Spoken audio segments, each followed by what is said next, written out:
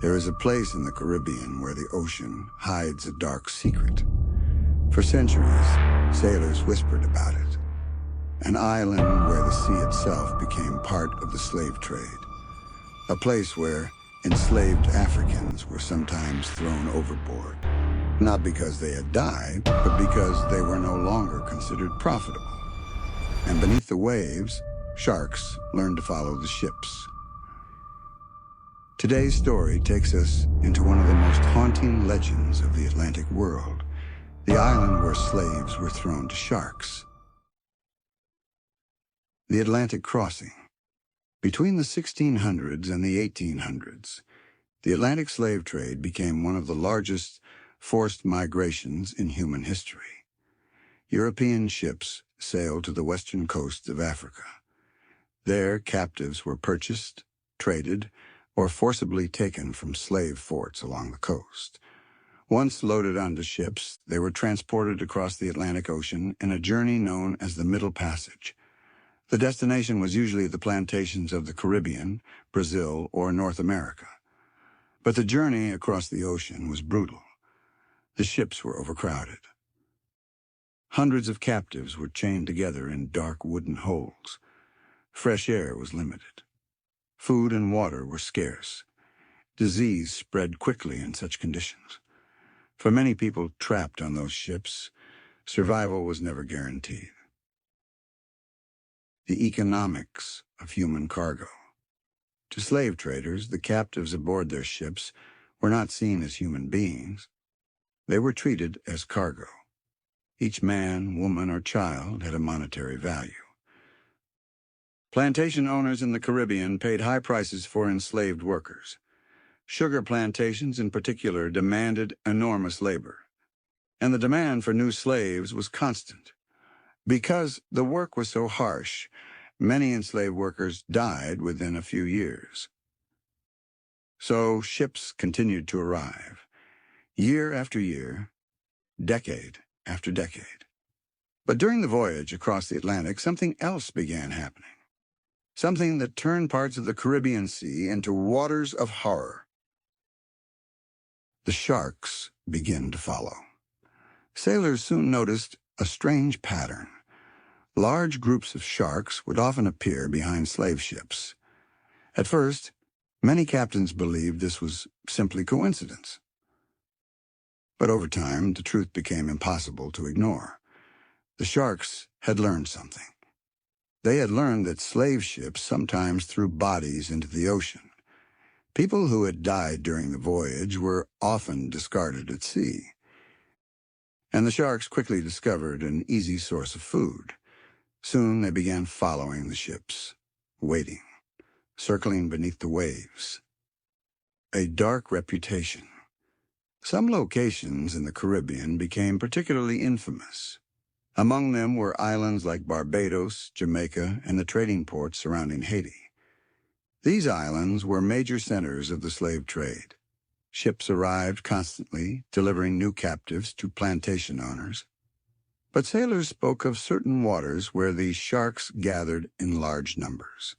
Some believed the animals had learned to recognize the sound and smell of slave ships. Others claimed the sharks followed ships for hundreds of miles across the Atlantic. And in some of the darkest stories, sailors admitted something disturbing. Not everyone thrown into the sea had been dead. When profit came first, slave ship captains were under enormous pressure. Their voyages were expensive. If too many captives died during the journey, the financial losses could be enormous. Insurance companies even insured slave cargo. And this created one of the most disturbing loopholes in maritime history. If captives died naturally during the voyage, the loss often belonged to the ship owner. But if captives were thrown overboard due to necessary circumstances, insurance companies sometimes covered the loss. This horrifying system meant that, in certain cases, human lives were reduced to numbers on a ledger. And sometimes those numbers led to decisions that shocked even other sailors. The rumors grow. By the 1800s, Rumors spread across Caribbean ports about ships that discarded captives at sea. Some claimed it happened during disease outbreaks. Others believed captains did it to conserve food and water when supplies ran low. And some stories suggested that when ships were delayed or damaged, captains sometimes threw captives overboard to avoid losing money. Whether every rumor was true or not, the stories spread widely among sailors. And the sharks kept following the ships, waiting beneath the waves. The island with the dark reputation.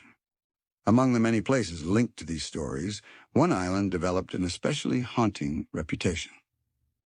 An island where sailors claimed the sharks gathered in enormous numbers.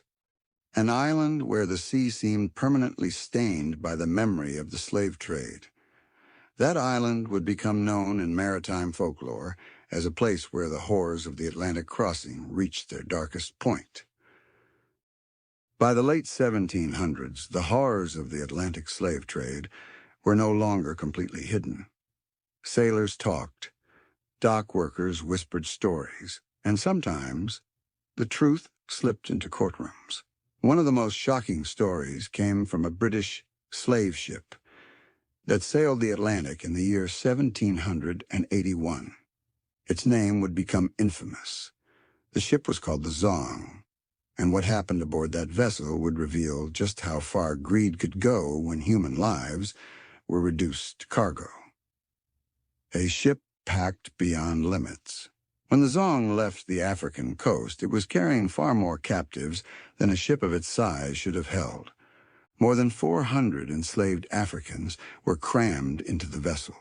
The holds were dark. Ventilation was poor. Many captives were chained together for most of the journey. Conditions like this were not unusual on slave ships, but overcrowding increased the chances of disease. And once illness spread inside the hold, it could move quickly through the ship. A voyage gone wrong. At first, the voyage continued like many others across the Atlantic, but the crew soon encountered problems. Navigation errors delayed the journey. Fresh water supplies began running low, and sickness started spreading among both the captives and the crew. As the situation worsened, the ship drifted farther from its destination in the Caribbean. The crew realized they might not have enough supplies to complete the journey. And that was when the captain made a decision that would haunt history. The horrifying decision. The captain of the Zong believed the ship could not survive the voyage with so many captives aboard. Instead of trying to save everyone, he made a calculation. To him, the enslaved Africans were cargo. If too many died naturally from disease, the ship's owners would suffer heavy financial losses.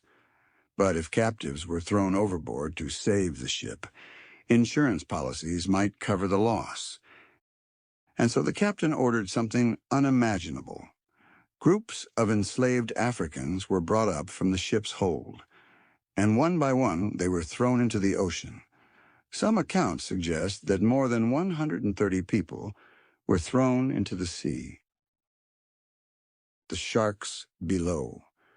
As bodies struck the water, the ocean came alive. Sharks that had been following the ship rushed toward the surface. Sailors later reported seeing dark shapes circling beneath the waves.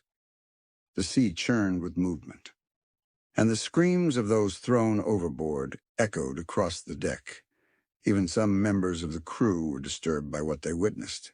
But the orders continued, day after day, until dozens of lives had been lost to the sea. The case that exposed everything. When the ship finally reached the Caribbean island of Jamaica, the ship's owners filed an insurance claim. They argued that the captain had been forced to throw captives overboard to save the ship. To them, it was simply a financial matter. But when the case reached court in Britain, something unexpected happened. The details of the incident became public. For the first time, many people in Britain learned the horrifying truth about how enslaved Africans were treated during the Atlantic crossing. Abolitionists, people who opposed slavery, were outraged. They began using the story of the Zong as evidence of the cruelty of the slave trade. A turning point. The case did not immediately end the slave trade, but it shocked the public. Newspapers reported the story, activists demanded change, and slowly the growing abolitionist movement began gaining support. People who had once ignored the horrors of the trade were forced to confront its reality. Stories like the Zong revealed something important. The Atlantic slave trade was not just a system of forced labor. It was a system where profit often mattered more than human life. The sharks of the Caribbean. And the stories of sharks following slave ships continued to spread. Sailors told tales of waters where the animals gathered in large numbers. Places where the ocean itself seemed to remember what had happened. Whether every story was true or not, one thing was certain. The Atlantic slave trade had left scars not only on land, but also in the sea. The trade that refused to die. By the early 1800s, the world was beginning to change. Powerful voices across Europe and the Americas were calling for the end of the Atlantic slave trade. Activists organized protests. Writers exposed the cruelty of the slave ships, and politicians began debating laws to end the trade. Eventually, Britain passed a historic law in the year 1807 banning the transatlantic slave trade. Other countries slowly followed. On paper, the trade was supposed to end. But on the open ocean, reality was very different. Because slavery had become one of the most profitable industries in the world, and powerful people were not ready to give it up. A trade driven by profit plantations across the Caribbean and the Americas depended heavily on enslaved labor. Sugar plantations in particular demanded enormous numbers of workers. The work was exhausting. The conditions were brutal, and many enslaved workers died young. Plantation owners constantly demanded new labor. Even after laws banned the slave trade, that demand did not disappear. Instead, something else happened. The trade went underground. The rise of illegal slave ships. After the official bans, slave traders began operating secretly. Ships sailed under false flags. Captains forged documents. Ports that once openly welcomed slave ships now pretended the trade had ended. But in hidden coves and remote islands, the business continued. Some slave ships traveled faster than naval patrols. Others avoided major ports entirely. They landed on isolated beaches where enslaved Africans could be quietly sold to plantation owners. The profits were still enormous, and as long as money could be made, smugglers were willing to take the risk. The hunters of the sea. Britain attempted to stop the illegal trade by sending warships to patrol the Atlantic. The Royal Navy created a special squadron whose mission was to hunt down slave ships. These patrol ships sailed along the western coast of Africa, searching for suspicious vessels. When they found them, they seized the ships and freed the captives. But the ocean was vast, and slave traders were clever. Some ships were designed specifically to outrun naval patrols. Others carried secret compartments to hide enslaved captives during inspections. Many illegal slave ships managed to slip through the patrols, and the trade continued. The hidden routes. Smugglers began using new routes across the Atlantic. Instead of stopping at well-known ports, they targeted isolated islands. Some shipments were sent to places where authorities were weak or corrupt. One major destination was Cuba, where sugar plantations continued expanding throughout the 1800s. Another was Brazil, which remained heavily dependent on enslaved labor. In these regions, Illegal slave ships continued arriving long after the trade had supposedly ended. Some historians believe hundreds of thousands of enslaved Africans were transported illegally during this period. The Atlantic slave trade had gone from open commerce to a secret criminal network. The sharks still followed. Even though the trade had been banned, the horrors of the Middle Passage did not disappear. Illegal slave ships were often even worse than the earlier ones. Captains tried to carry as many captives as possible while avoiding patrol ships. The ships were overcrowded. Food and water were limited. Disease spread quickly. And when naval patrols appeared on the horizon, some captains made desperate decisions. There were reports of captains throwing captives into the sea to destroy evidence of their crimes. And once again, the sharks followed the ships, wading in the same dark waters that had witnessed centuries of human suffering. Oh, the trade reaches the 1900s. Many people believe the Atlantic slave trade ended in the 1800s. But historians now know the truth is more complicated. In remote regions, illegal trading networks survived for decades. Some shipments of enslaved Africans continued arriving in parts of the Americas well into the 1900s. The numbers were smaller than before, but the system had not completely disappeared. Even after governments banned the trade, greed kept it alive in the shadows. The legacy of the ocean. The waters of the Atlantic Ocean still hold the memory of that long and painful history. For more than 3 centuries, ships carried millions of enslaved Africans across those waters. Many never reached land. They died during the voyage. Others were thrown into the sea. The ocean became both a graveyard and a silent witness to the brutality of the slave trade. And the stories of sharks following slave ships remain one of the most haunting reminders of what happened there. The island of whispered warnings. By the middle of the 1800s, sailors across the Caribbean shared a strange warning. It was not about storms. It was not about pirates. It was about the water itself.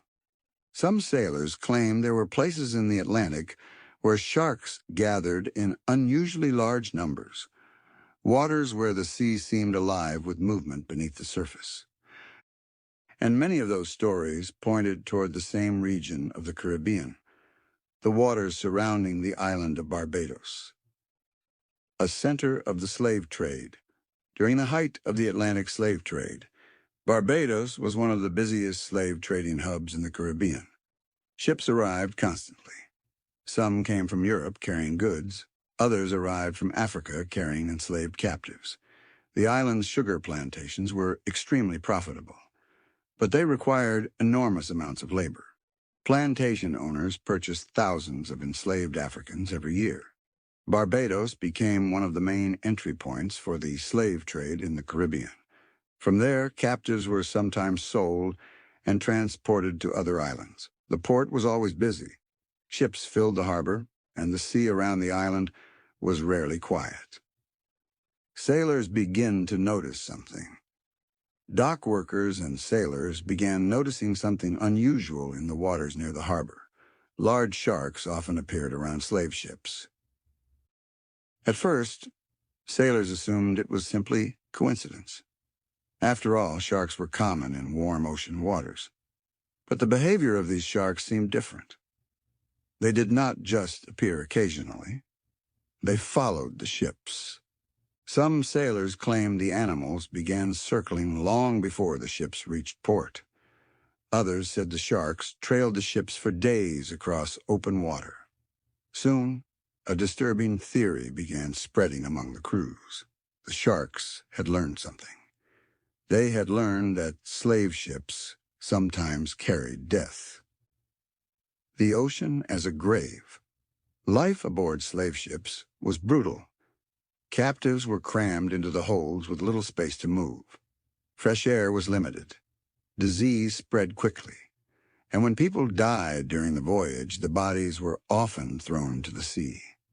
This practice was common on many long voyages during that era, but slave ships carried hundreds of people at once. When sickness swept through a vessel, many deaths could occur within a short time. The ocean behind the ships sometimes became a trail of bodies, and sharks quickly discovered the opportunity. Over time, they began following slave ships as a reliable source of food. The fear among captives.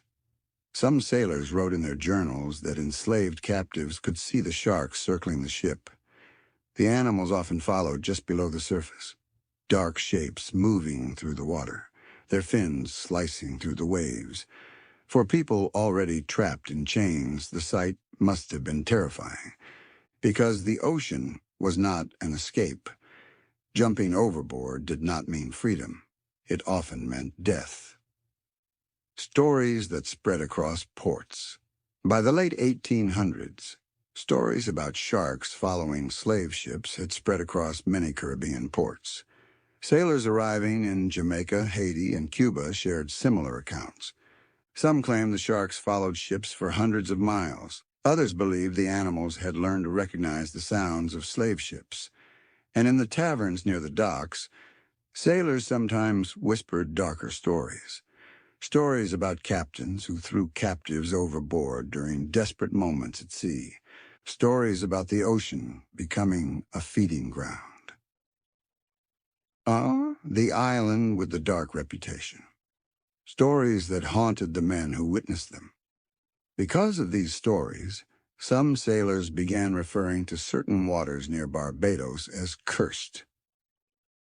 They spoke of the sea as if it had memory, as if the ocean itself had learned to expect tragedy. The sharks were always there, circling, waiting. And for sailors who had seen what happened during the slave voyages, those waters became a permanent reminder of the cruelty of the trade. But even as these terrifying stories spread across the Caribbean, something else was happening. Across Europe and the Americas, a growing movement was beginning to challenge the entire system of slavery, the beginning of the end. By the early 1800s, the Atlantic world was changing. For more than 3 centuries, the Atlantic slave trade had moved millions of enslaved Africans across the ocean.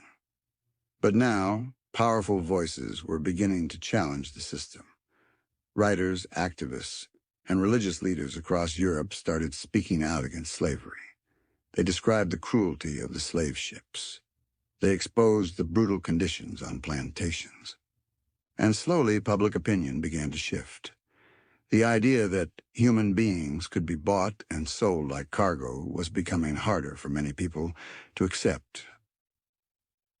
The rise of the abolition movement. One of the most important movements to emerge during this time was the abolition movement. Abolitionists were people who believed slavery and the slave trade should be completely ended. In Britain, a powerful group of activists began campaigning for change. Among them was William Wilberforce, a politician who spent years fighting to outlaw the slave trade. Activists organized public meetings. They distributed pamphlets describing the horrors of the Middle Passage. They even created diagrams showing how enslaved Africans were packed into slave ships. These images shocked the public. For many people, it was the first time they had truly seen what happened during the Atlantic crossing. The law that changed history. After years of campaigning, a historic decision was finally made. In the year 1807, Britain passed the Slave Trade Act, 1807. This law made it illegal for British ships to participate in the transatlantic slave trade. It was a major turning point. Britain had been one of the largest participants in the slave trade. Now it was attempting to stop it. But passing a law was only the beginning. Enforcing it across the vast Atlantic Ocean was another challenge entirely. The Navy takes action. To enforce the new law, Britain turned to the Royal Navy. A special fleet known as the West Africa Squadron was created. Its mission was simple: patrol the Atlantic Ocean, find slave ships, and stop them.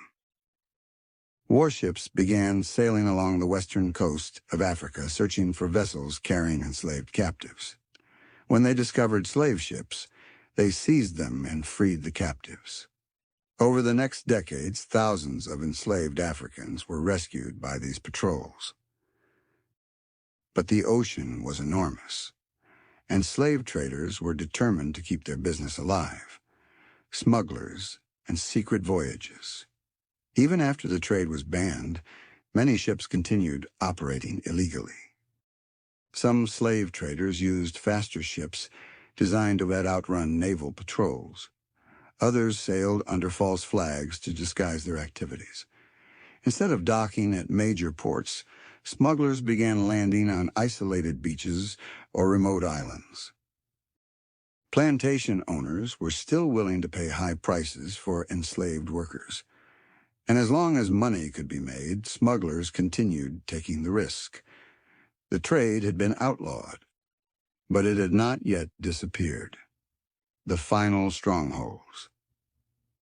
Some regions continued importing enslaved Africans long after the trade had been banned. Two of the largest destinations were Brazil and Cuba. Both regions had booming sugar industries that depended heavily on enslaved labor. Illegal slave ships continued arriving at hidden ports. Some historians believe that hundreds of thousands of Africans were transported across the Atlantic illegally during this period. The trade had moved from open commerce to a secret criminal network, but its impact remained enormous. The slow collapse. Over time, international pressure began increasing.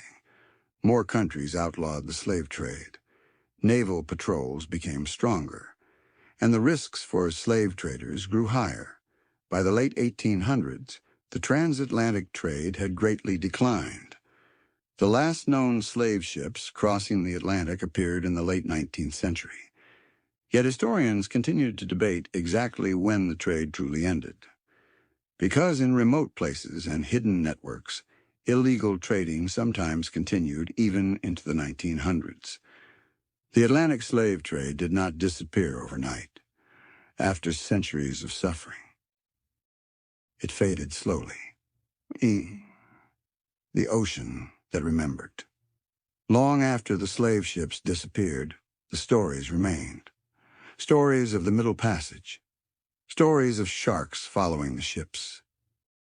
Stories of islands where sailors feared the water itself. The Atlantic Ocean had carried millions of enslaved Africans across its waves. Many survived. Many did not. And the sea became one of the largest unmarked graveyards in human history. But the story does not end there. Because the legacy of the Atlantic slave trade continues to shape the world even today. The ocean's legacy. For more than 3 centuries, the Atlantic slave trade reshaped the world.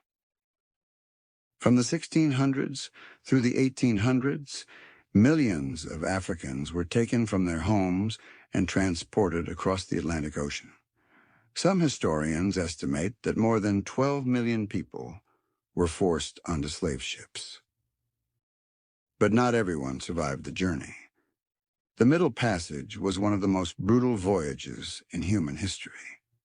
Disease spread rapidly in the cramped holds. Food and water were scarce, and violence was common aboard many ships. Historians believe that millions of Africans died during the crossing. Many were buried at sea. Their final resting place was the vast Atlantic Ocean. The silent graveyard. Because of this, the Atlantic Ocean has often been described as one of the largest unmarked graveyards in the world. Every wave that moves across the ocean passes over a painful history, a history of suffering, a history of survival, and a history of people whose names were never recorded. The stories of sharks following slave ships remain one of the most haunting reminders of those journeys. Whether every tale was true or not, the image became a symbol of the horrors of the slave trade. The ocean itself seemed to bear witness to what had happened. The end of an era. By the early 1900s, the transatlantic slave trade had finally collapsed. International laws had outlawed the trade. Naval patrols hunted down the last illegal slave ships, and the system that had once transported millions of people across the Atlantic began to disappear. But ending the trade did not erase its impact. The consequences of those centuries still shape societies across the Americas, Europe, and Africa. Communities formed by the descendants of enslaved Africans grew throughout the Caribbean, Brazil, and North America. Their cultures, traditions, and resilience became powerful parts of the modern world. A history that cannot be forgotten. Today, historians continue studying the Atlantic slave trade to understand its full impact. Museums preserve artifacts from slave ships. Memorials honor the lives of those who suffered during the Middle Passage. And researchers work to recover the stories of people whose identities were lost in the records of history. The goal is not only to remember the tragedy, but also to understand it, because history has a powerful lesson. When societies forget the suffering of the past, they risk repeating it. The island that became a symbol. The islands and waters once associated with the slave trade now carry a different meaning. Places like Barbados, Jamaica, and Haiti are no longer centers of the slave trade. Instead, they stand as reminders of the endurance and strength of the people who survived. The stories of sharks following slave ships remain part of maritime folklore. But behind those stories lies a deeper truth. The Atlantic Ocean witnessed one of the greatest human migrations in history, a migration forced by violence and profit, a migration that changed the world forever. Reflection. Today, when we look out across the Atlantic Ocean, it may appear calm and endless, but beneath those waves lies a powerful history. The ships may be gone. The trade may have ended. Yet the legacy of those journeys still lives in the cultures, communities, and histories of millions of people around the world. Remembering these stories ensures that the voices of those who suffered are not lost to time. Thank you for watching.